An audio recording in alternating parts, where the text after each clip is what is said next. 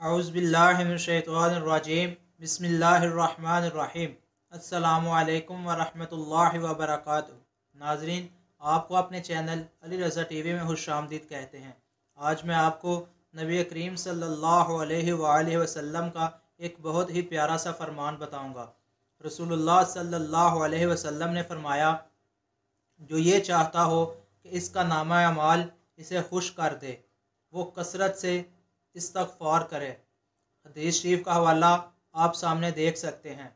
नाज़रीन, इसमें रसूलुल्लाह सल्लल्लाहु अलैहि वसल्लम ने इस्तग़फ़ार की फ़जीलत को बयान फरमाया है कि इस्तग़फ़ार कितनी ज़्यादा फ़जीलत वाला कलाम है।